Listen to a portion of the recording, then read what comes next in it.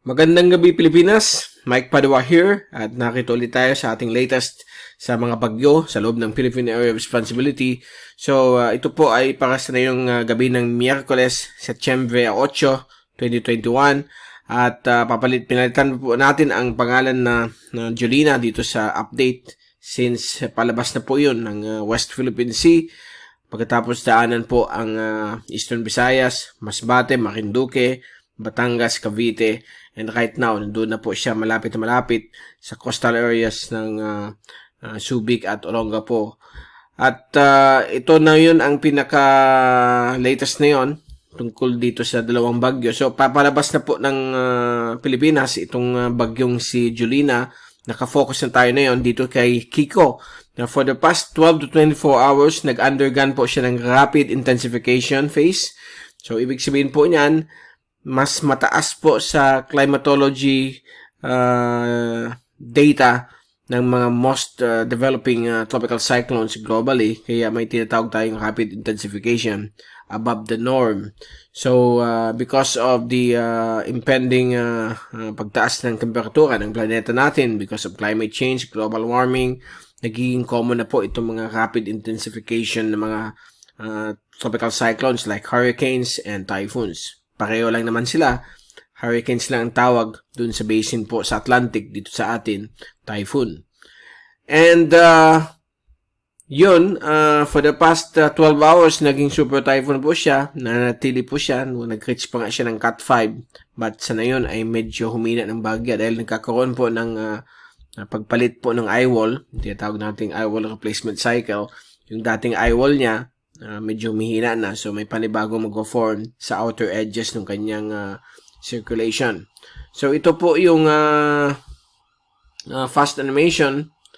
Okay? Mula sa Japan Meteorological Agency. Ginamit natin itong bagong animation since maganda po ang quality ng kanilang image. Ayan po, kita-kita po ninyo yung mga mapupula. Yung mga red areas, yan po yung mga intense convection na grabe po ang ulan at may kasamang hangin.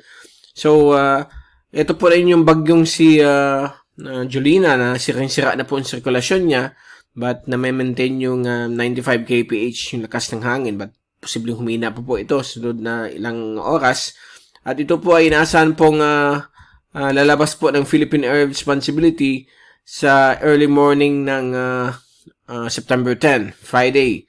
Samantala, itong panibagong bagyo na si Shantu with local name Kiko ay mabilis rin na papalapit po sa Luzon. But ito po ay inaasahan pong mag-change ng kanyang direction papuntang west-northwest. So, yan po ang inaasahan na tracking niya. Dadaan po ito napakalapit po sa Northern Cagayan na yung darating pong hapon ng Biyernes, September 10 or early morning ng September 11 o Saturday. Depende po sa kanyang forward speed. Sa ngayon po, yung kanyang hangin, tingnan natin itong latest dito, okay?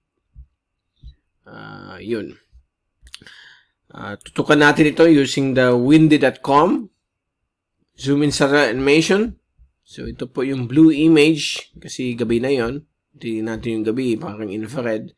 But nakita nyo ang mata. Pinapalitan na yun ng bagong eye wall.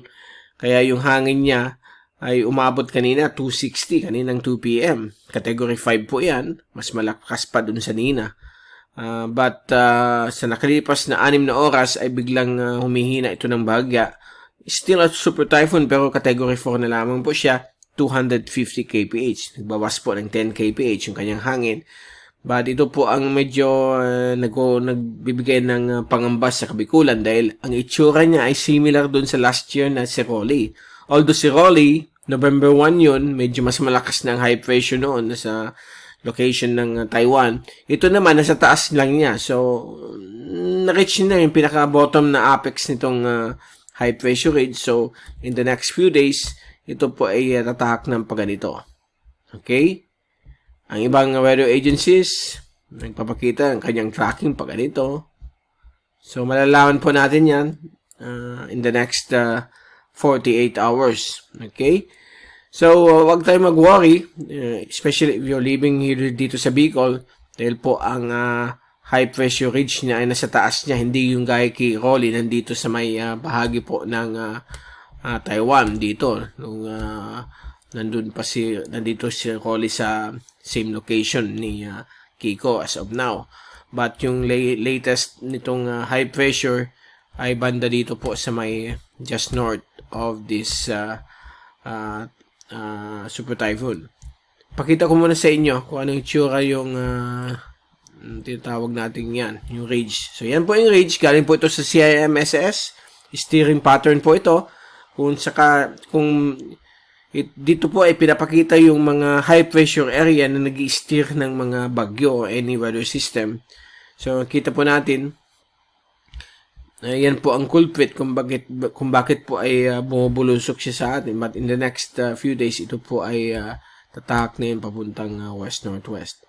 Kasi ito, mag-dynamic naman yun. So, pwedeng hihina po siya o babantayin po natin ito closely. Itong weather system na si bagyong si Kiko.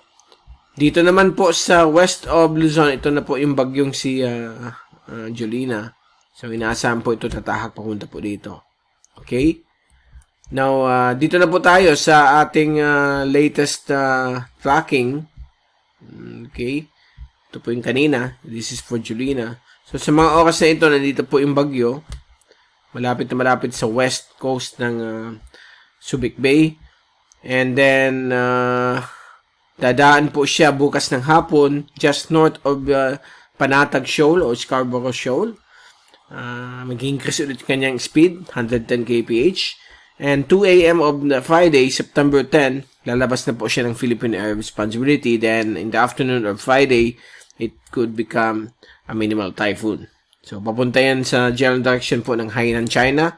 So, hindi na natin papansinin yan. Lalo na bukas, baka mag-file na po tayo para makafocus na rin tayo dito sa panibagong system.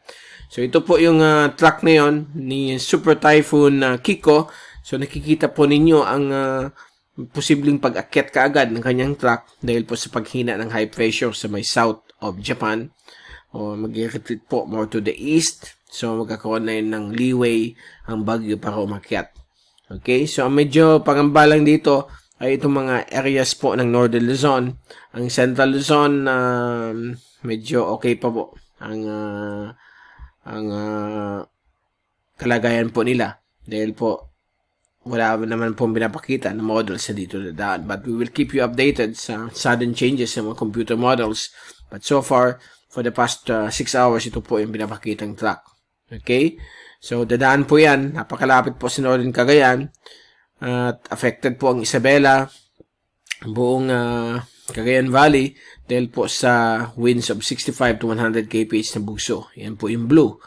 Ito po yung damaging winds, okay? So, posibleng papasok po yan sa Northern Cagayan, Santa Ana, Port Santa Ana. Makaka-experience po ng damaging winds of more than 100 km per hour. Pag malapit kayo sa mata, abot po ng more than 130 kph ang bugso ng hangin. That's the 3-second na hagupit ng hangin within that sustained winds. Okay? So, yan po ang tracking. After ng pagdaan dito sa may Northern Cagayan, ang next niyang dadaanan itong mga isla po ng Babuyan, kasama po ang Calayan Island. Okay? Ito naman po yung global Asia Pacific tracks ng lahat ng agencies. So, yan po ang tracking niya. Lahat nag-agree. At ito naman po si Shantou o si Super Typhoon Kiko na nagpapakita na halos lahat dito po siya dadaan malapit sa northeastern coast ng Luzon o sa may very near Santa Ana, Cagayan. At ito naman po ang computer models. So may mga iba pa rin na gaya dito, American model dito. So, dito po yung tracking niya sa area na yan. So, malalaman po natin, nag-iiba po ang mga computer models in the coming days. At,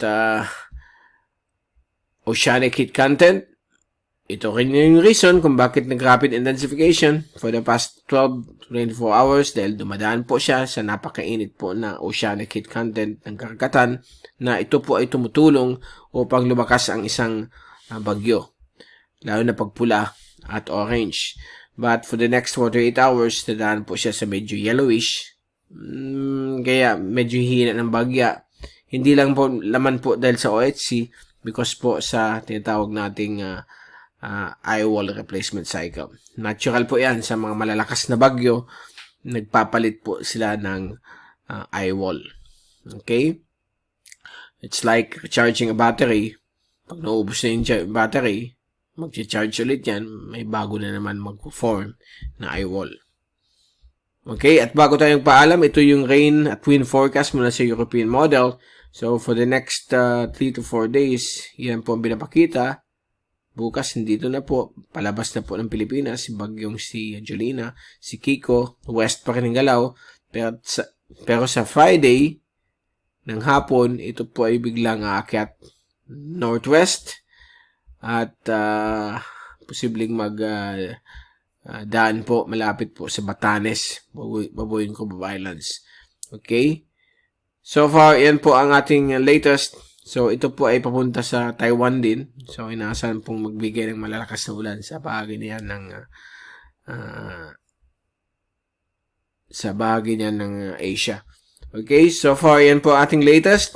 Babalik ulit tayo sa darating na at babalik ulit tayo bukas upang ibigay sa inyo ang pinaka-latest sa bagyong si Kiko. Okay? So, as of now, medyo nagtitreten po ito na sa extreme northern zone. So, bukas, babalik ulit tayo mula sa Typhoon 2000. Ito si Mike Pado nagpapaalam. Mag-ingat po tayong lahat. Be #WeatherWiser. Let's all pray for our kababayans doon sa area po ng extreme northern Luzon na sana makasurvive po sila dito sa pag-approach ni Kiko, at mag-pray po tayo na sana mag-record po ito at hindi na tumama sa anumang bagay ng ating bansa. So, that's it. Good night to all, at thank you so much sa pagpanood nyo sa aking channel.